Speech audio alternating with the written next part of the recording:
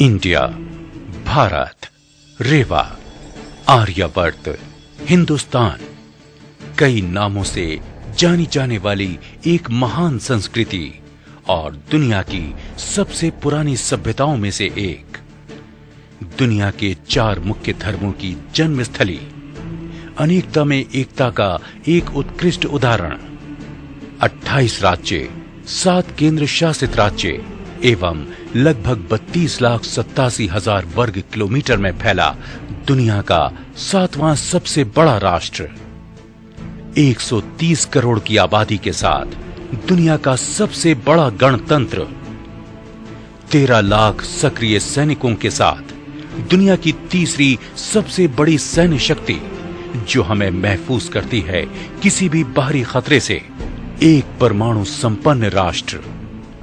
1991 की आर्थिक नीतियों के सुधारों की वजह से दुनिया की कुछ तीव्रतम गति से बढ़ने वाली अर्थव्यवस्थाओं में से एक। यह आंकड़े हमें एहसास दिलाते हैं एक महान राष्ट्र होने का, लेकिन क्या हम सच में वहाँ हैं जहाँ हमें होना चाहिए? शायद नहीं। और इसकी वजह क्या है? जनसंख्या वृद्धि, गरीबी, अशिक्षा, भ्रष्टाचार, आतंकवाद या कुछ और? यूके बेस्ड एक टीवी चैनल CBS रियलिटी के अनुसार समाज के लिए सबसे बड़ा अभिशाप आतंकवाद से भी खतरनाक रेसिज्म। इसके भयावह उदाहरण हमारे आसपास किसी न किसी रूप में देखने को मिलते ही हैं। देश की छोटी छोटी जगहों से महत्वाकांक्षी युवा अपने और अपने घर वालों के सपने साकार करने के लिए दिल्ली, बेंगलोर और मुंबई जैसे शहरों में आते हैं, मगर उनका आत्मविश्वास तब पूरी तरह से टूट जाता है जब वो शिकार बनते हैं रेसिज्म के। प्रतिभावान और शिक्षित होते हुए भी उन्हें हीन समझा जाता है, केवल उनके किसी क्षेत्र विशेष से होने की वजह से। आइए इसी से संबंधित अपने देश का एक मानचित्र देखते हैं, जो नस्लवादी मानसिकता के आधार पे हमारे देश को कई टुकड़ों में बांटता है। वैज्ञानिक तथ्यों के आधार पे इसके 4 कारण बताए गए हैं। स्टीरियोटाइप यानी रूढ़िवाद, एनवायरमेंटल फैक्टर्स यानी वातावरणीय कारक, अनफेमिलियरिटी यानी अपरिचितता, और सबसे कॉमन सेल्फिशनेस यानी कि व्यक्तिगत स्वार्थ के लिए किया जाने वाला भेदभाव। महाराष्ट्र में जो उत्तर भारतीयों के साथ आज हो रहा है वो इसी का उदाहरण है। चाहे वो राहुल राज का फर्जी एनकाउंटर हो या फिर 19 अक्टूबर सन 2008 को अखिल भारतीय रेलवे भर्ती बोर्ड की परीक्षा के दौरान परीक्षार्थियों पे किया गया हमला। उत्तर भारतीय राजनीतिज्ञों ने इसके खिलाफ वक्तव्य भी दिए, लेकिन ये वक्तव्य सिर्फ राजनीतिक वादे बनकर ही रह गए। उत्तर भारतीयों से पहले भी महाराष्ट्र में दूसरे प्रांत के लोग, चाहे वो मारवाड़ी हों, गुजराती हों या दक्षिण भारतीय हों, उनके साथ ऐसी घटनाएं हो चुकी हैं। क्या ये नेता दूसरे राज्यवासियों से उतनी ही नफरत करते हैं जितना कि दिखाया जाता है, या फिर कहीं न कहीं इन चीजों के लिए हम खुद जिम्मेदार हैं? बात और भी संजीदा तब हो जाती है जब ऐसा हमारे देश की राजधानी दिल्ली में होता है। दिल्ली एक ऐतिहासिक शहर, 9 जिले, 165 गांव, 62 शहर और 1482 वर्ग किलोमीटर में फैली हमारे देश की राजधानी दिल्ली जनसंख्या की दृष्टि से दुनिया का 8वां सबसे बड़ा महानगर। देश के कोने कोने से लाखों विद्यार्थी हर साल यहां अपने सुनहरे भविष्य की तलाश में आते हैं, क्योंकि सैकड़ों नामी ग्रामी कॉलेजेस, 4 केंद्रीय विश्वविद्यालय, 5 राजकीय और 11 डीम्ड विश्वविद्यालय आकर्षित करते हैं इन मेधावी और महत्वाकांक्षी छात्रों को। वहीं छोटी बड़ी कंपनियों में आसानी से नौकरी भी मिल जाती है यहां। लेकिन रेसिज्म से जुड़ी हिंसक घटनाओं की खबर बेचैन कर देती है इनके माता पिता को। ऐसी स्थिति में अभिभावक जो कोसों दूर बैठे हैं, चाहकर भी कुछ कर नहीं सकते। लेकिन रेसिज्म जैसी बीमारी से कोई अछूता नहीं है, चाहे वो हमारे पूर्व राष्ट्रपति KR नारायणन हो या माननीय श्री अब्दुल कलाम। किसी न किसी रूप में शाहरुख, सचिन, सलमान, अमिताभ, अंबानी और आमिर खान जैसी मशहूर हस्तियां भी इसका शिकार हुई हैं। उन्होंने कहा, रिलायंस पर जितना हक मुकेश अंबानी का है, उतना ही हक मुंबई पर मराठी मानुष का है। बाल ठाकरे ने सामना में ये भी लिखा है कि मुकेश अंबानी मराठी मानुष के रास्ते में न आए। Media is not new to intimidation from political and social groups. In February 2006, Zee Marathi staged a skit, Kaka Mala Vachva or Uncle Protect Me at an awards function. The skit took a dig at cousins Raj and Uddhav Thackeray, and that was enough for Shiv Sena activists to smash the channel's office. Shiv Sena chief Bal Thackeray later congratulated the attackers for remaining vigilant. On 16th April 2007, protesters from the Hindu Rashtriya Sena attacked the office of Star News. Angered that the channel had aired the grievance of a Hindu-Muslim couple who had eloped from Surat, claiming that their parents were harassing them. But it wasn't just the Hindu right-wing parties. In January 2008, Lok Satta editor and senior journalist Kumar Ketkar attracted the ire of Shiv Sangram activists in Mumbai for criticizing the Congress NCP-led government on the issue of installing a statue of Maratha King Chhatrapati Shivaji in the Arabian Sea. And it wasn't limited to political parties either. In July last year, supporters of Asaram Bapu attacked journalists in Ahmedabad after the death of 2 children in Bapu's ashram was reported. In all these attacks, people were detained and tough action promised. But as the latest attack on IBN Lokmat shows, media freedom continues to be endangered and more so in the maximum city. इन सभी के खिलाफ हर तरफ से प्रतिक्रियाएं आईं। अच्छी बात है लोग गलत के खिलाफ बोले, लेकिन वही जबान चुप क्यों हो जाती है जब यही घटना आम लोगों के साथ होती हैं? शायद मीडिया को भी इसमें कहीं टीआरपी नजर नहीं आती।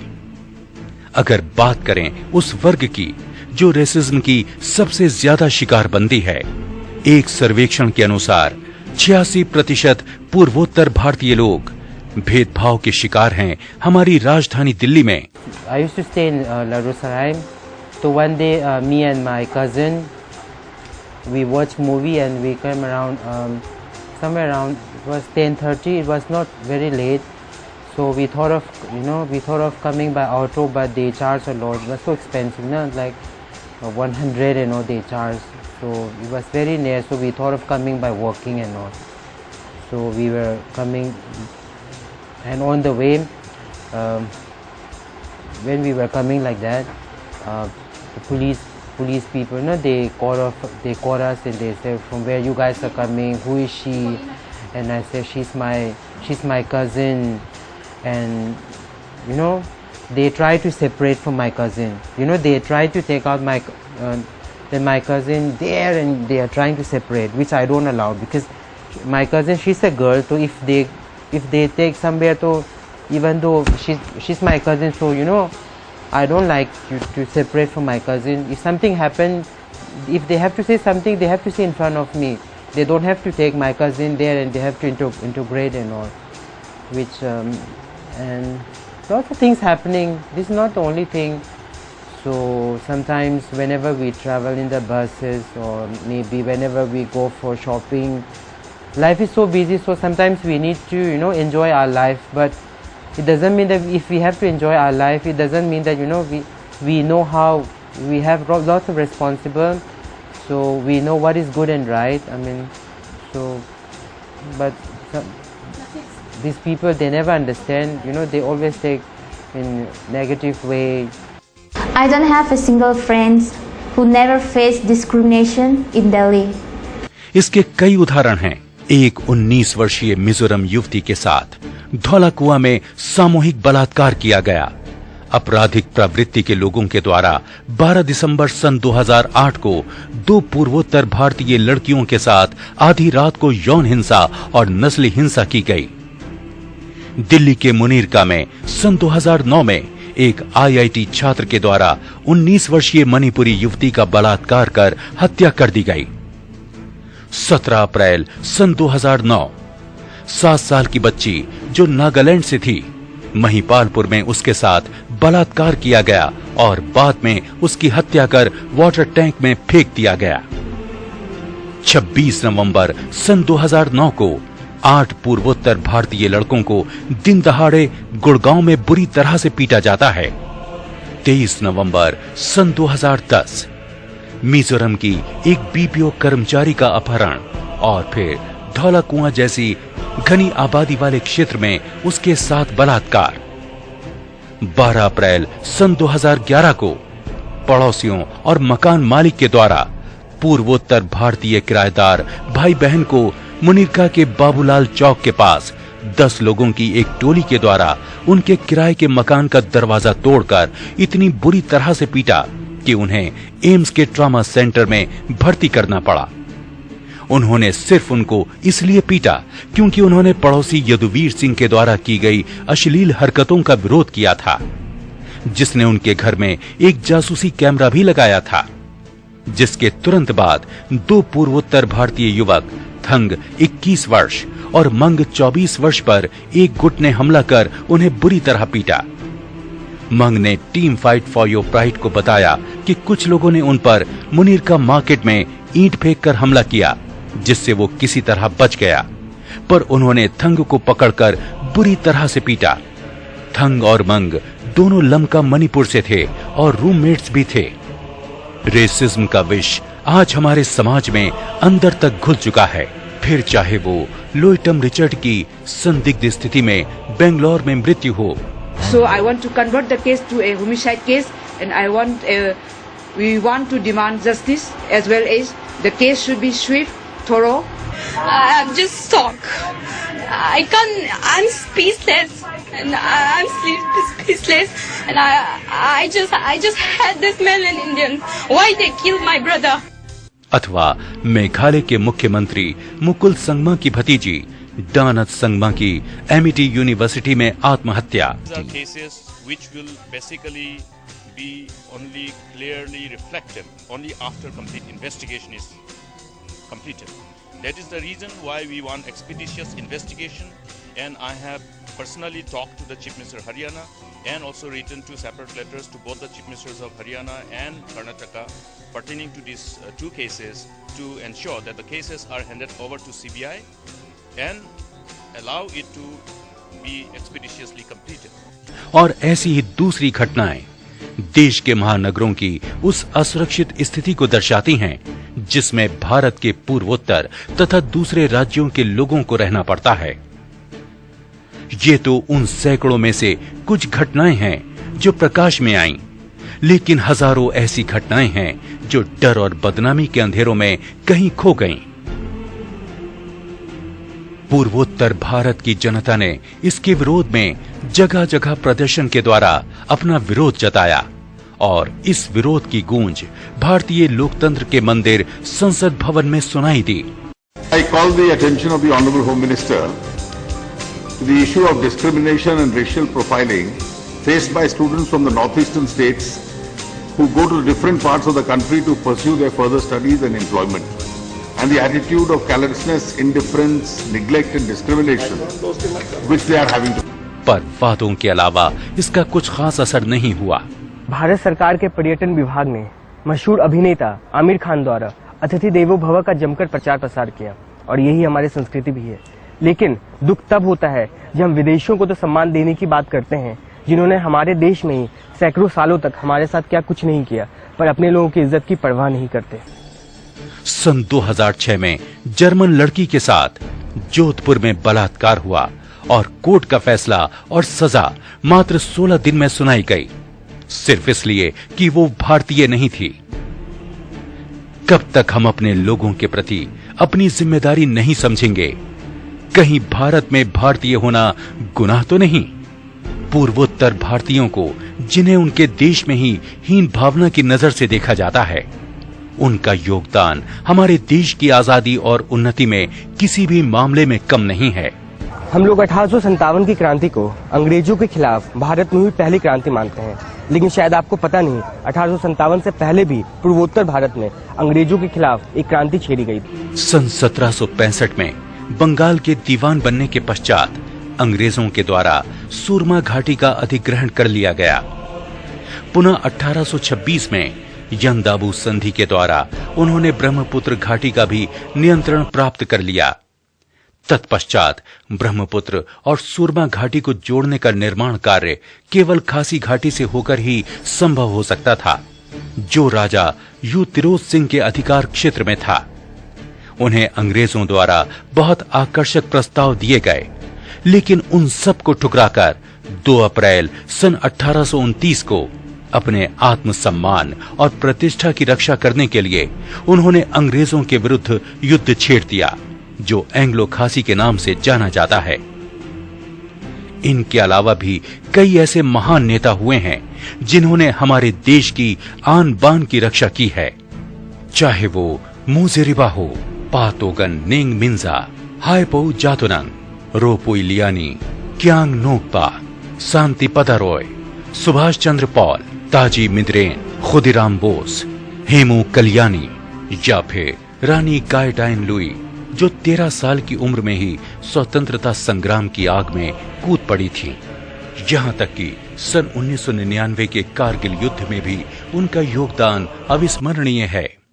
कारगिल के युद्ध में 3 जुलाई सन 1999 को 5:15 बजे दाहिनी ओर सिख रेजिमेंट और बाईं ओर से नागा रेजिमेंट ने टाइगर हिल के नाम से चर्चित पॉइंट 5353 पर चढ़ाई शुरू की और अगले दिन सुबह 6:50 तक नागा रेजिमेंट ने पाकिस्तानी सैनिकों के छक्के छुड़ाते हुए जीत में महान योगदान दिया। हिंदुस्तान टाइम्स की एक रिपोर्ट के अनुसार दिल्ली वासी बाहरी लोगों पर प्रतिबंध चाहते हैं। अजीब बात है कि दिल्ली, जिसकी अधिकतर जनसंख्या स्वयं शरणार्थी और बाहरी लोगों की रही है, आज उन्हें यहाँ दूसरे भारतीयों के आने से भी एतराज है। क्या हम मानसिक रूप से विक्षिप्त लोगों के वक्तव्य के आधार पर इसे सही मान लें? क्या हमें ऐसी खबरों पर विश्वास करना चाहिए? जबकि दिल्ली अपने बड़े दिल और मेहमान नवाजी के लिए जानी जाती है। लेकिन दुख तब और बढ़ जाता है जब वहां की तत्कालीन मुख्यमंत्री, जो स्वयं दिल्ली की न होकर उत्तर प्रदेश और पंजाब से ताल्लुक रखती हैं, राज्य में बढ़ती घटनाओं के लिए सिर्फ बाहरी लोगों को ही जिम्मेदार ठहराती हैं। आखिर राज्य सरकार की क्या जिम्मेदारी है? सिर्फ आरोप प्रत्यारोप करना या कुछ ठोस कदम उठाना? आखिर हम कैसे भूल जाते हैं कि ये बाहरी लोग राज्य की बढ़ती हुई अर्थव्यवस्था के लिए भी तो जिम्मेदार हैं। आखिर बाहरी लोगों की परिभाषा क्या है और कैसे हम दिल्ली वाले बन सकते हैं? वोटर कार्ड, राशन कार्ड अथवा घर खरीदकर हम दिल्ली वाले बन जाएंगे, या कहीं हमें मुख्यमंत्री पद का चुनाव तो नहीं लड़ना पड़ेगा? हमारे लिए पहले क्या आवश्यक है, भारतीय होना या कुछ और? दिल्ली के विकास तथा महिला सशक्तिकरण के लिए माननीय मुख्यमंत्री के योगदान को कभी भुलाया नहीं जा सकता और इसी कारण चाहे भूलवशी से ही उनके द्वारा दिए गए ऐसे गैर जिम्मेदाराना बयान शोभा नहीं देते। उनके इस गैर जिम्मेदाराना बयान की वाहवाही महाराष्ट्र के स्वघोषित भाग्य विधाता के द्वारा की गई तथा बाहरी लोगों के लिए दिल्ली में परमिट सिस्टम भी लागू करने का सुझाव दिया गया।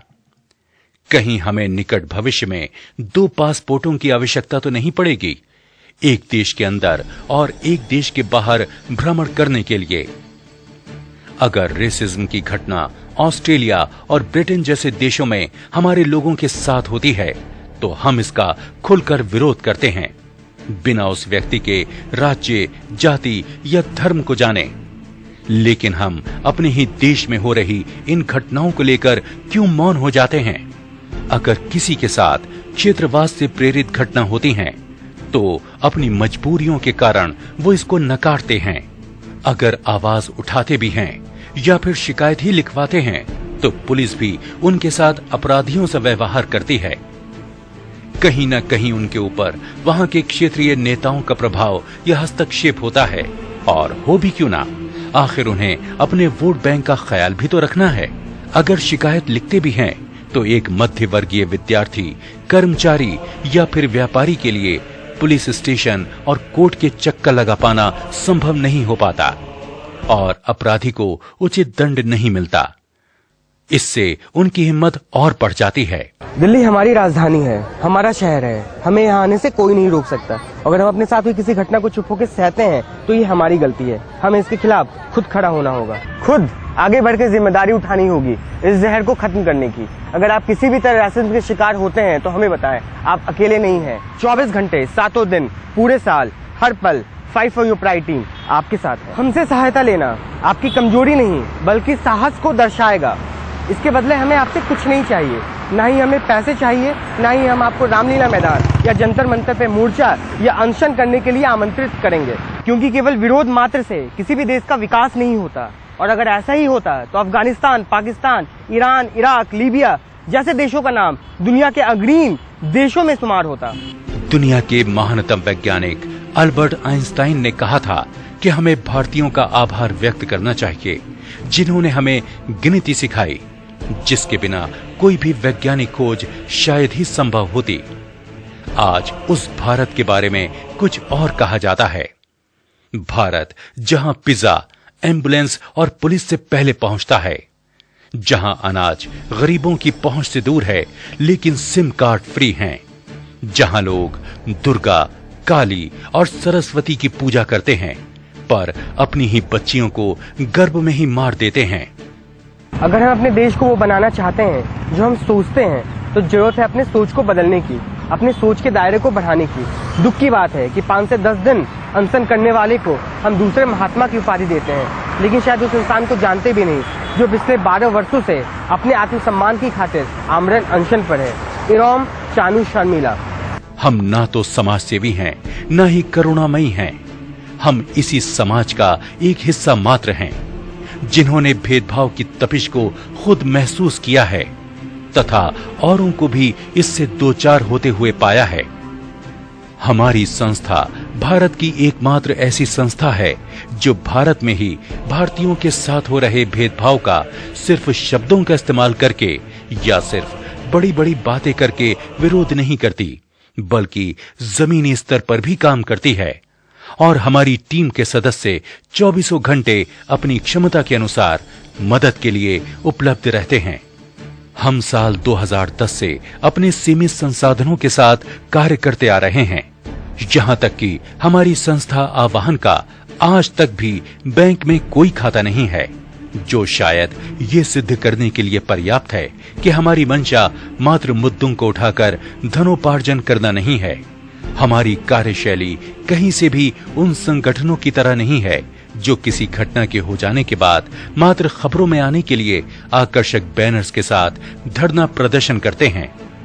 हमारी विचारधारा बिल्कुल स्पष्ट है कि अगर हम लोगों को उनकी पहली गलती पर ही कानूनी मदद अथवा प्रतिकार के द्वारा समझाने का प्रयास करेंगे तो दूसरे लोग इससे सबक लेंगे और अपराधी प्रवृत्ति के लोग कुछ भी अनैतिक गतिविधि करने से पहले कई बार सोचेंगे और बलात्कार, हत्या और दूसरे जघन्य अपराध जैसी बड़ी वारदातें अपने आप ही कम होने लगेंगी।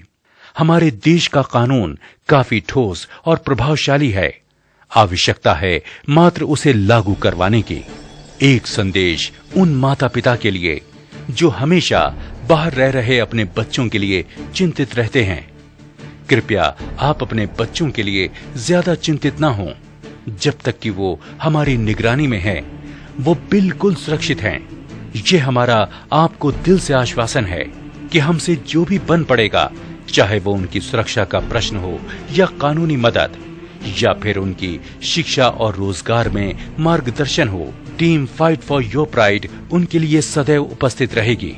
7 जून 1893 साउथ अफ्रीका प्रिटोरिया जाने के क्रम में एक भारतीय की बेइज्जती करने का परिणाम अंग्रेजों को भारत छोड़ के चुकाना पड़ा था। आज भारत में ही भारतीयों के द्वारा भारतीयों के साथ रोज ऐसा व्यवहार होता है। हम किसे भगाएं? We fight for your pride. We'll always try to support you in all possible ways. Many of us got benefit, and just like them, you too can come to us regarding any problem, like from racism to guide for jobs or studies. Visit our Facebook page and drop a message. We will contact you as soon as possible. If something is happening wrong with us, we should oppose it strongly. Please fight for your pride, not only for you, but for your future generation also. And the message that we want to send to our brothers, to the mainland Indians, is that we are proud to be Indians,